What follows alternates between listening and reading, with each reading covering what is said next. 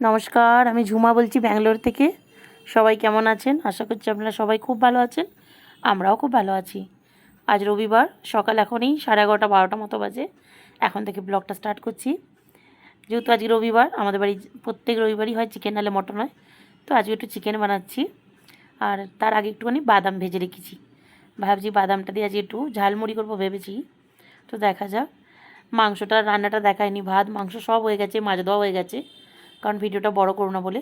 তো আমরা বাঙালি স্টাইলে যেভাবে মাংস ঝোল হয়, মুরগির মাংসের পাতলা ঝোল, সেইভাবেই করেছি। তো বাড়িতে ছেলের বন্ধু এসেছে, বাবুর বন্ধু।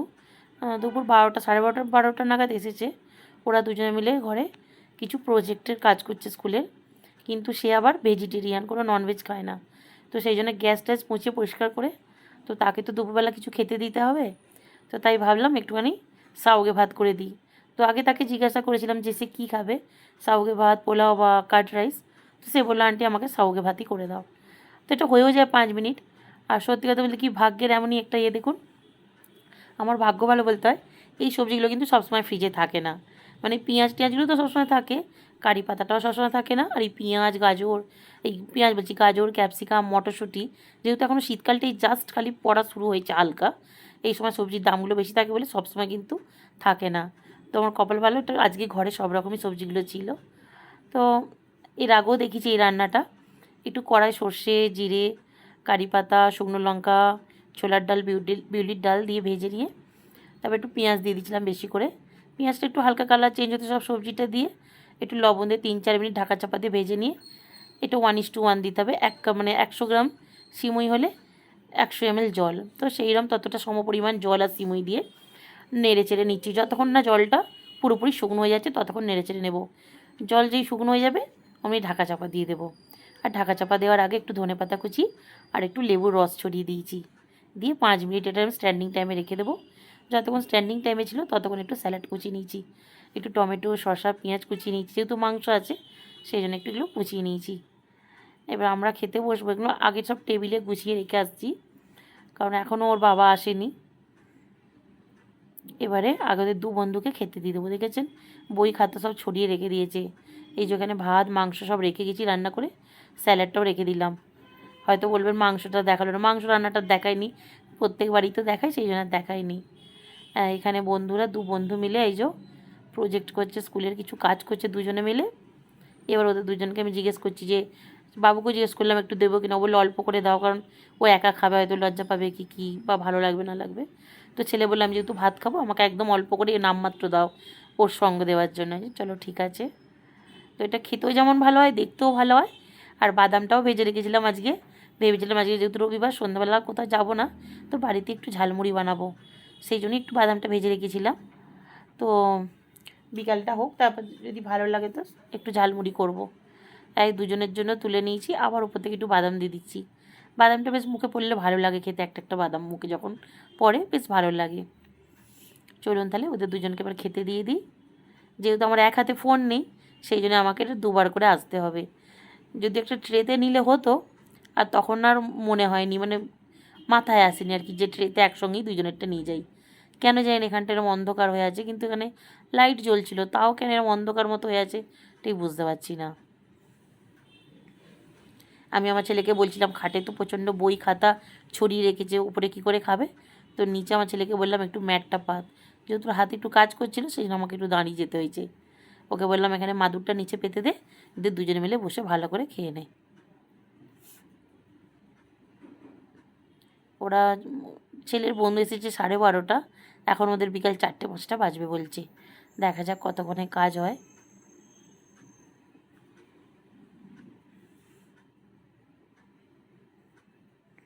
এই যে বাবুরটা অল্প করেই দিয়েছি, কারণ ও ভাত খাবে। ও বললো আমাকে একটুখানি জাস্ট দাও।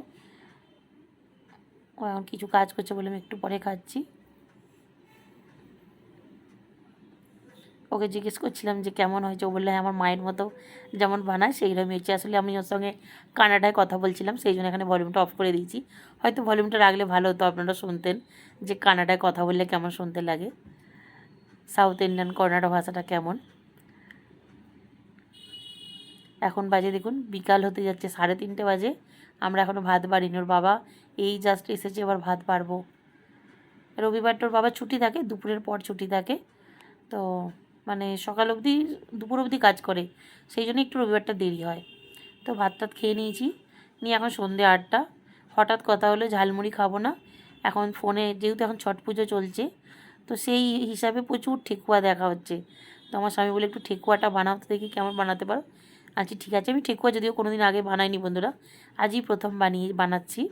আমি 2 কাপ আটা নিয়েছি, তাতে দিয়ে দিলাম হাতে এইভাবে ধরলে 2 মুঠো বলতে পারেন ডেসিকেটেড নারকেল, যে দোকানে পাওয়া যায় যেগুলো ডেসিকেটেড যে নারকেলটা হয় সেটা দিলাম। 1 মুঠো মতো সুজি দিয়েছি, একটু মৌরি দিয়ে দিয়েছি, আর এখানে কতগুলো এলাচকে ভেঙে গুঁড়িয়ে দিয়ে দেবো, আগে ছাড়িয়ে নিয়েছি। এবার এখানে চিনি দিচ্ছি, চিনিটা ওই 1-1.5 মুঠো মতো দিয়েছি, খুব বেশি নয়। এবারে এলাচের খোলাটা বাদ দিয়েছি, দানাটা একদম চেষ্টা করছি একটু করে নেবার। হামালদিস্তাতে করলেই হতো, আমি ভেবেছিলাম এইতেই হয়ে যাবে, তো ওইভাবেই যা করে নিয়েছি। আগে এটা সবগুলো ভালো করে মিশিয়ে নিচ্ছি, মিশিয়ে নেওয়ার পর একটু এখানে ঘি দেবো, ঘি দিয়ে ভালো করে ময়ান দেবো। এখানে ময়ানটা কিন্তু আমি যদিও এটা ইউটিউব দেখেই করছি, কার দেখেছি বলতে পারবো না, মানে অনেক দেখেছি অনেক ভিডিও, সেই জন্য কোনো আলাদা করে কারো নাম নিতে পারছি না। তো যেভাবে দেখেছি সেইভাবেই আমি এটা করছি কিন্তু। তো এবার অল্প অল্প জল দিয়ে এই ডোটা কিন্তু একটু শক্ত শক্ত করেই মাখতে হবে, খুব পাতলা করে মাখলে এটা হবে না, নাহলে বানাবার সময় অসুবিধা হবে। তো আমি এটা প্রথম বানিয়েছি, আর প্রথম চান্সে ভালোই লেগেছে, আমার তো ভালো লেগেছে, কিন্তু যারা ঠেকুয়া খেয়েছে বা যারা বানায় তারা হয়তো বলতে পারবেন যে আমার ঠেকুয়াটা কতটা ঠিক হয়েছে। আমি এখানে এটা মেখে কিছুক্ষণের জন্য চাপা দিয়ে দিয়েছিলাম, একটু হাত পরিষ্কার করে সামনেটা পরিষ্কার করে নেওয়ার জন্য, যে আটার গুঁড়ো টুড়ো পড়েছিল, ততক্ষণ একটু ঢাকা চাপা দিয়েছিলাম। তো কেউ যদি ঠেকুয়ার আগে বানিয়ে থাকেন বা খেয়ে থাকেন, হয়তো এটা টেস্টটা বলতে না, আপনারা বুঝতে পারবেন না, কিন্তু দেখেও তো বোঝা যায় জিনিসটা কেমন হয়েছে। অবশ্যই কিন্তু কমেন্ট করে জানাবেন যে আমি যে ঠেকুয়াটা বানালাম সেটা ঠিক হলো কি না, বা কোনো কিছু ভুল হলো কি না। আমি কিন্তু এটা প্রথম বানিয়েছি, আর হ্যাঁ আমি এটা ইউটিউব দেখেই বানিয়েছি, কিন্তু ইউটিউবে কোনো আমি লং ভিডিও দেখে বানাইনি, আমি কিন্তু শর্টস দেখেছি। শর্টসে যদিও কিন্তু পুরোপুরি রান্নার পুরোপুরি বোঝা যায় না, তবুও আমার যতটা আইডিয়া হয়েছে আমি ততটাই বানিয়েছি। তো আমার কাছে ঠেকুয়া বানাবার দেখছি অনেকেই দেখছি এইভাবে বানাচ্ছে, আবার অনেকে দেখছি এটা কাঠের, যেমন মিষ্টির দোকানে সন্দেশ বা ছাবা বানাবার জন্য যে একটা সাজ পাওয়া যায়, সাজা বলা হয় কী বলা হয় ওকে, মানে ডিজাইন থাকে, সেই জিনিসটা আমার কাছে ছিল না। তো আমি এইরকম টুথপিকের সাহায্যে আর এই যে লুচি ভাজা ছাঁচা এইগুলোর সাহায্যে কিন্তু আমি ডিজাইনটা দেওয়ার চেষ্টা করেছি, বা ডিজাইনটা দিয়েছি। যে এতেও ডিজাইনটা কিন্তু খারাপ হয়নি, ভালোই হয়েছে। তো আমি এইভাবে একটু ডিজাইনগুলো দিয়ে দিচ্ছি। খেতেও খুবই ভালো লাগছিলো, আমার তো খুবই ভালো লাগছিলো, অনেকটা ঠিক বিস্কুটের মতোই লাগছিলো কিন্তু খেতে, খাস্তা বিস্কুটের মতো, খুবই ভালো হয়েছে। আর এইটা আমার বেশি ভালো লাগে দেখতে, বেশ পাতা মতো ডিজাইনটা বেশ ভালো হয়েছে। কড়াইয়ে তেল দিয়ে দিচ্ছি, তেল কিন্তু গ্যাস কিন্তু আমাদের একদম স্লো করে দিয়েছি, আমি স্লোতেই দিয়েছি, আর তেলটা কিন্তু খুব গরম হবে না। এটা কিন্তু ভাজতে আমার মোটামুটি 10-12 মিনিট মতো সময় লেগেছে, যেহেতু এটা লো আঁচে হচ্ছে, সেই জন্য সময়টা একটু লাগবে। যতক্ষণ গোল্ডেন ব্রাউন হতে সময় লাগে ততক্ষণ ভাজতে হবে। আঁচ কিন্তু কমে রেখেছি আমি এখানে, হালকা আঁচে গোল্ডেন ব্রাউন করে ভেজে নেব। 1 খোলা দেখুন ভাজা হয়ে গেছে, আরও 1 খোলা দিয়ে দিয়েছি। যেহেতু প্রথমেই বললাম প্রথম করছি, সেই জন্য আমি খুব বেশি করিনি, কারণ প্রথম যেহেতু করছি, বাড়িতে কজন খাবে না খাবে, কার পছন্দ হবে না হবে বোঝা যাচ্ছে না। আর আজকে এই রান্না করতে যেহেতু রবিবার, আজকে আমাদের কিচেনটাও ক্লিনিং হচ্ছে, পরিষ্কার করছে আর কি, সেই জন্য একটু আর কি এদিক ওদিক দুরকমভাবেই কাজ হয়ে যাচ্ছে আমাদের।